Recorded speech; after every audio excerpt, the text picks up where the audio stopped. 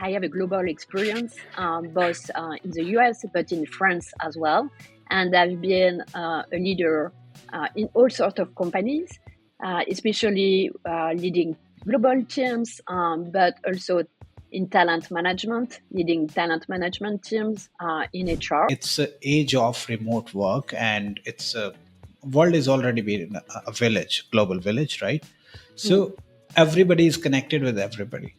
People are mm. working from remotely from all over the world with the companies. So how do you access that? How do you define what is going to be the good criteria for judging that skill set? If people know how to use the tool, and every kid should know how to use the tool. So it's all about Right. education and making sure that kids use the tools, and it can give more chance that we imagine. Every company needs different set of values for their people. Every company has a different culture. So how do Mhm. you manage that thing? Yeah, that's such because a great. because eventually you're doing it for the companies, right? So you Yeah. eventually the target is the company, but every company needs different set of data, different set of skill set, different culture demands.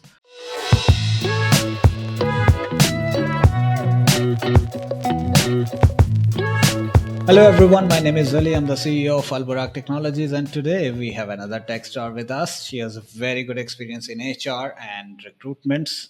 Other than that, she has done some startups as well. So we are going to talk to her. How are you, Geraldine Wolloch? I'm doing great. Happy to be here. Thank you so much for joining, and thank you so much for giving us your time. Absolutely. Okay, the first thing we do is you need to give your intro so that our audience can connect with you, and we can talk more about that, and we can talk a lot more about your experiences as well. Okay. So, in a few words, so I'm a Geraldine, and I'm the founder and CEO at Good for Work, which is a total talent recognition software. And what led Right. me to build that product and to be a founder in the HR tech world, actually, as you can hear, I have a global experience, both in the US but in France as well. And I've been a leader in all sorts of companies, especially leading global teams, but also in talent management, leading talent management teams in HR. And what I've Right. learned along the way is something very, very simple, is that if you want to engage your people, and you know how important it can be to engage your people, especially when you are in a global virtual world, you need to play to people's strengths. Right. So this is basically what that takeaway that I had on top of mind when I wanted to create an HR product, talent management product, to equip Hmm. managers to make it easier on for them to engage their global teams. Hmm. Hmm. So it's all about playing to people's strengths. And Right. with that HR background, playing to people's strengths, it's all about recognizing people's skills or soft skills. So this is Okay. basically what we do at Good for Work. Hmm. We recognize people's skills and soft skills, and we allow people to keep their skills and soft skills badge forever. You know, most of the time when you leave your company, you can lose everything: your Hmm. recommendation, your Hmm. positive Hmm. impact, your positive feedback.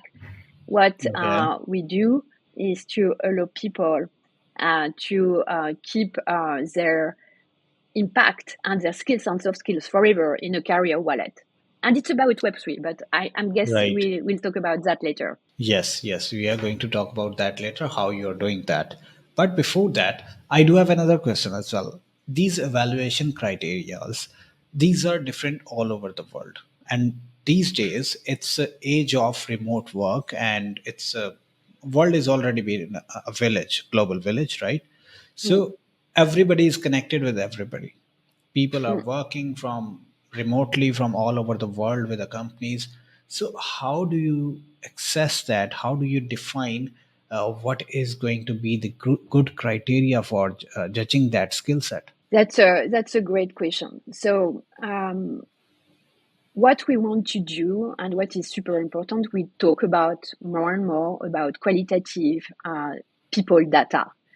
Mm, We mm, don't want, and you know how much the performance management and performance evaluation process can be broken. You know, it's a mm. process that creates anxiety. We don't want to have only one assessment per year or even per quarter. You know, and it's all about subjectivity as well. You know, it really depends about the relationship that you can have with your manager. Right, So this is where it's very important to and this is my purpose as well, to remove biases in the performance management process. And the best way to do that is to work on continuous data. Okay, so instead of capturing the data only once a year, on only once a quarter, it's absolutely needed to work on continuous data process.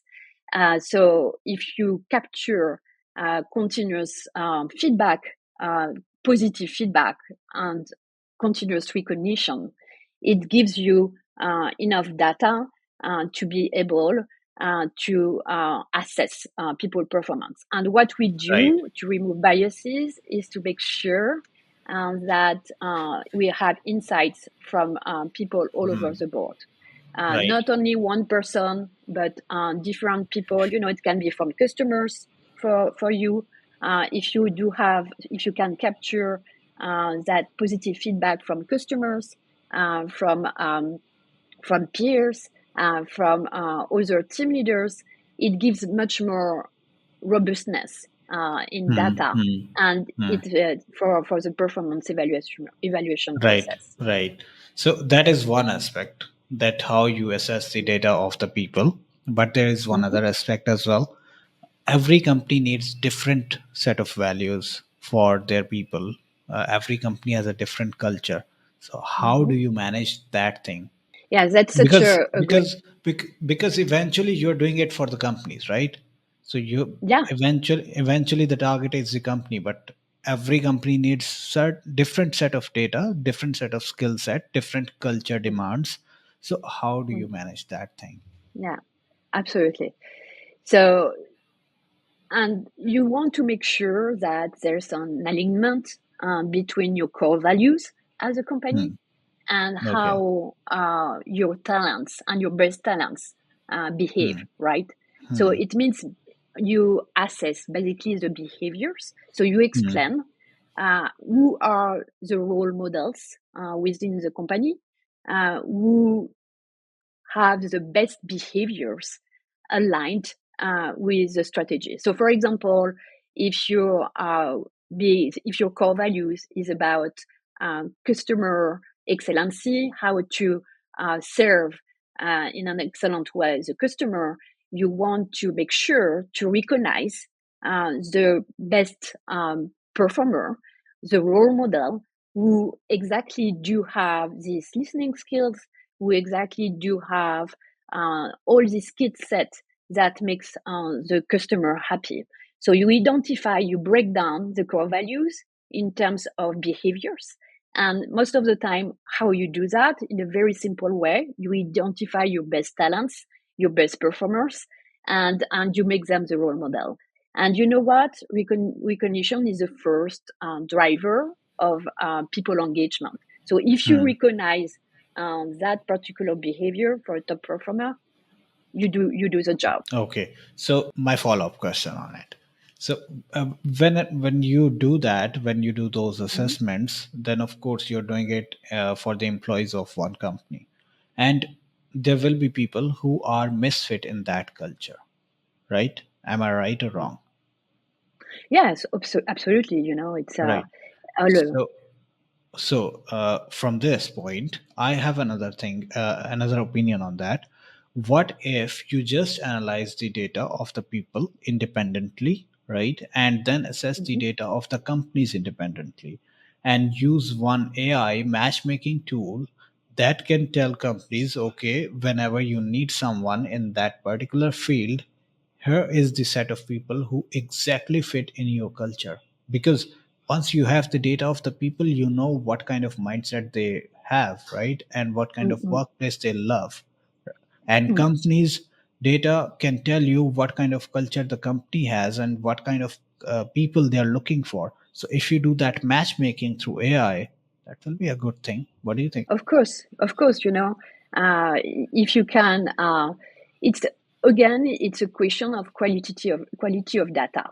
Okay, Right. so if you do have enough data, Hmm. who can showcase the strengths, positive Hmm. impact of Hmm. people, and you do have an opening position on the Hmm. other hand, of course, Yeah. you want and as for even the IT industry, you want to know for your customer who exactly does have the skill set to serve Hmm. that customer. So with Right. AI, you could definitely do the job. But when I'm telling you about quality of data, is that you want to make sure that it's a very it's not data that was captured a few months ago.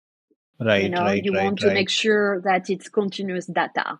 And this is where you will have, yeah, and recent data, not data from a few months back, which is super important. More data you have, more accurate results you can generate, and more accurately you can help people and the companies as well. Absolutely. Yeah, that's a goal.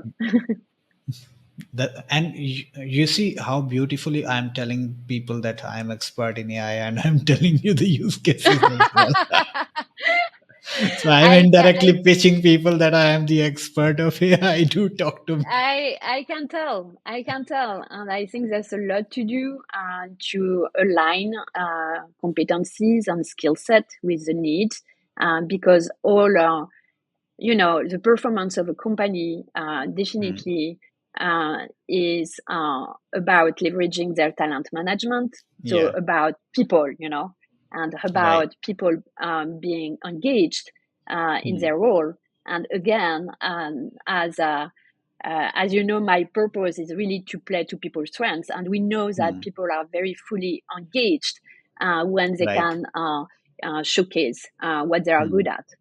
So that Right. makes sense. You need to discover and to find out what people are Right. good at, and then match that with the customer's need for sure. Mm. Yeah. Right, right, right. Okay, let's talk about future of work and how Mm, you are doing it through Web3, right? So mm, please explain us that as well. yeah.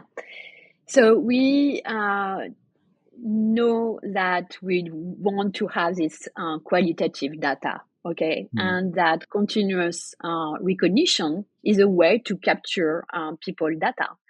So what we don't want in for what people don't want today is to leave their company and to lose everything in terms of recommendations, in terms of positive feedback. What is how annoying it can be to start in a new company and to start from scratch, to start building trust again. What if you could leverage the positive feedback that you got uh, in your prior company and to capture that and to keep that forever in a career wallet? So this is basically how we can leverage Web3 in the new internet of career. So Web3 is blockchain, and blockchain has that ability to give the ownership of data, of their data to people. Okay, so basically, when you leave your company, you can still own your career data, and you can leverage them for the next step of your career. So imagine a career portfolio, which many professions already have. When you think of designers, when you think of freelancers